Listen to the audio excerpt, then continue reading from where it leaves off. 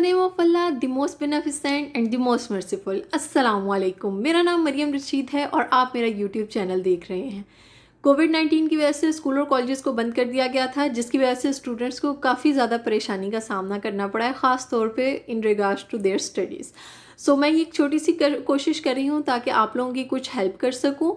तो इसमें सबसे पहले मैंने HEC की 9th की केमिस्ट्री की बुक को लिया है, जिसके टॉपिक्स को मैं लेक्चर वाइज डिस्कस करूँगी। सो अगर आप लोगों को मेरे लेक्चर में कोई भी प्रॉब्लम हो तो आप मुझे कमेंट सेक्शन में मेंशन कर दें। I will try my level best कि मैं उसको ब्रीफली आंसर कर दूं। तो आज का हमारा टॉपिक है इंट्रोडक्शन टू केमिस्ट्री और इसमें हमारा मेन टॉपिक जो होगा वो है ब्रांचेस ऑफ केमिस्ट्री। तो स्टार्ट करते हैं हमारा अपना आज का first lecture. So let's start. सबसे पहले तो लोग कहते हैं जी केमिस्ट्री बहुत बोरिंग है, केमिस्ट्री इंटरेस्टिंग नहीं है, तो आपका एक माइंडसेट भी बन जाता है कि शायद केमिस्ट्री इतनी इंटरेस्टिंग नहीं है या ये है या वो। तो आप मेरे साथ पढ़ने की कोशिश करें, मैं अपनी पूरी कोशिश करूँगी कि केमिस्ट्री आपको इंटरेस्टिंग बनाऊँ, बोरिंग आपको ना लगे। केमिस्ट्री को समझने की हम कोशिश करें, क्योंकि केमिस्ट्री जो है ना वो है मिस्ट्री ऑफ केमिकल्स। तो हम इस मिस्ट्री को समझने की कोशिश करेंगे, इस गुत्थी को सुलझाने की कोशिश करेंगे और उम्मीद करते हैं कि हम इसमें कामयाब भी होंगे।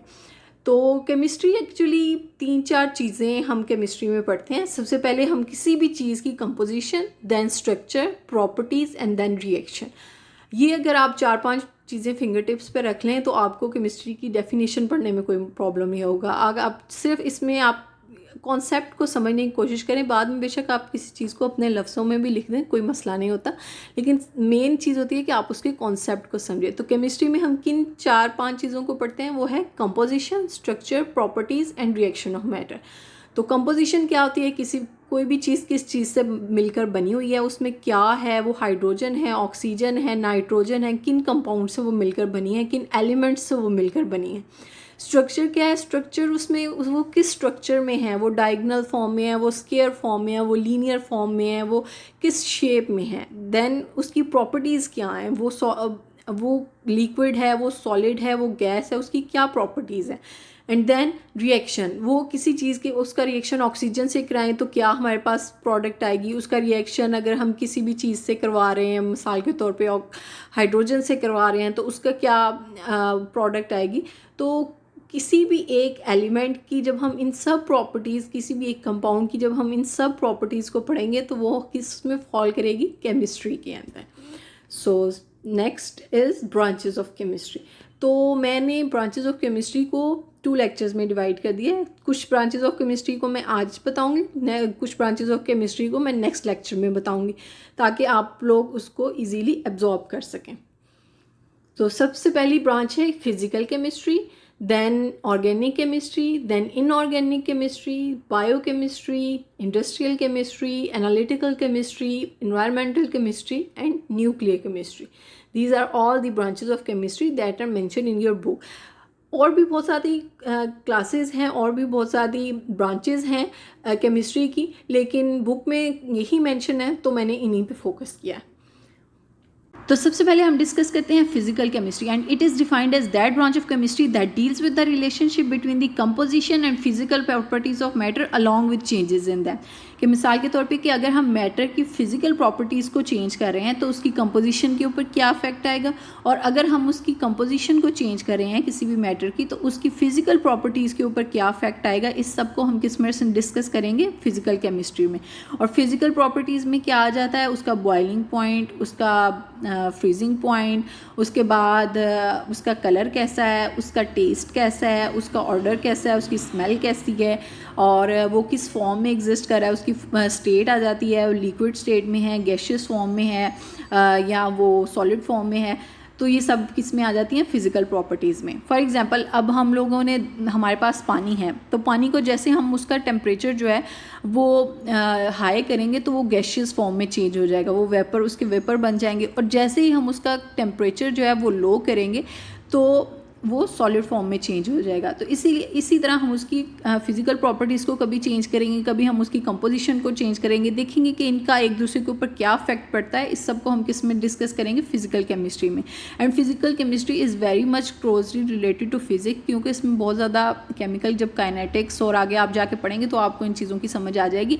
तो जब हम क्वांटम केमिस्ट्री की तरफ और सरफेस केमिस्ट्री की तरफ और जब केमिकल काइनेटिक्स की तरफ जाते हैं, ये अभी आपको थोड़े मुश्किल लफ्ज़ लगे, लेकिन ये आप आगे जाके पढ़ोगे आपको समझ आ जाएगी। तो जब हम उनकी तरफ जाते हैं तो उसमें फ़िज़िक्स बहुत ज़्यादा, फिज़िक्स के बहुत ज़्यादा रूल्स अप्लाई होते हैं, उसमें बहुत ज़्यादा हमें इक्वेशंस ड्राइव करनी पड़ती हैं, सब इस तरह का काम होता है, लॉज होते हैं, थ्योरीज़ होती हैं। तो इन सब चीज़ों को हम किस में पढ़ेंगे, फिज़िकल केमिस्ट्री में। देन हम डिस्कस करते हैं ऑर्गेनिक केमिस्ट्री को। और organic chemistry is the study of covalent compounds of carbon and hydrogen and their derivatives. कि इसमें हम वो वाले कंपाउंड्स को डिस्कस करेंगे जिसमें कार्बन और हाइड्रोजन जो है वो मेन एलिमेंट प्रेजेंट हो, और कार्बन और हाइड्रोजन जो हैं वो एक दूसरे के साथ कोवलेंट बॉन्ड के साथ जुड़े हुए हों। इसमें मतलब कार्बन और हाइड्रोजन जो है वो मेन एलिमेंट होना चाहिए। ये साथ में ऑक्सीजन हो सकता है, नाइट्रोजन हो सकता है, लेकिन उसमें जो मेन एलिमेंट होता है वो है carbon and hydrogen. Organic compound जो हैं वो नेचुरली एग्जिस्ट करते हैं, लेकिन आप उनको लेबॉर्ट्री में भी सिंथेसाइज कर सकते हैं। और ऑर्गेनिक केमिस्ट्री में ऑर्गेनिक कंपाउंड्स में मोस्टली कोवलेंट बॉन्ड प्रेजेंट होता है। और ऑर्गेनिक केमिस्ट्री का बहुत ज़्यादा यूज़ है हमारी लाइफ के अंदर, लाइक पेट्रोकेमिकल इंडस्ट्री के अंदर, लाइक पेट्रोलियम इंडस्ट्री के अंदर, फार्मास्यूटिकल इंडस्ट्री के अंदर, मेडिसिन बनाने के लिए बहुत ज़्यादा यूज़ होती है ऑर्गेनिक केमिस्ट्री।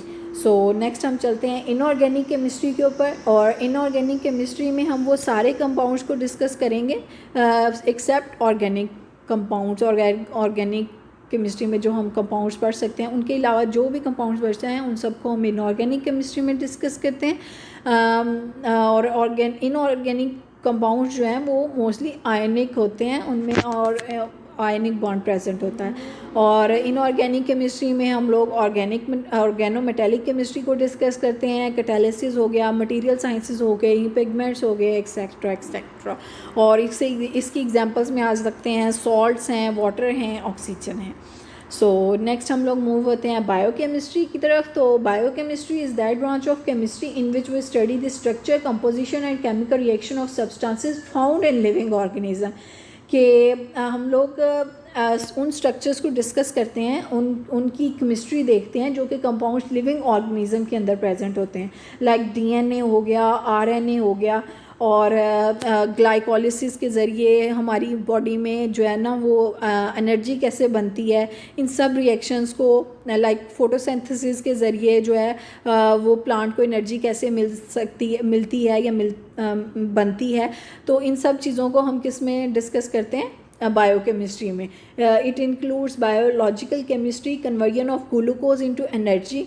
और इसमें एंजाइमोलॉजी बहुत ज़्यादा इन्वॉल्व होती है कि एंजाइम कैसे किसी भी दूसरे एंजाइम के साथ रिएक्ट करते हैं, या किसी भी एंजाइम जो है वो दूसरे किसी भी कंपाउंड के साथ मिल के तो रिएक्शन को कैसे फास्ट करते हैं। इस सब को हम किस में डिस्कस करते हैं, बायोकेमिस्ट्री में। So that's it. आज का लेक्चर बस यहीं तक था। मैंने आज सिर्फ 4 ब्रांचेस को डिस्कस किया है ताकि आपको समझने में और एब्जॉर्ब करने में कोई मसला ना हो।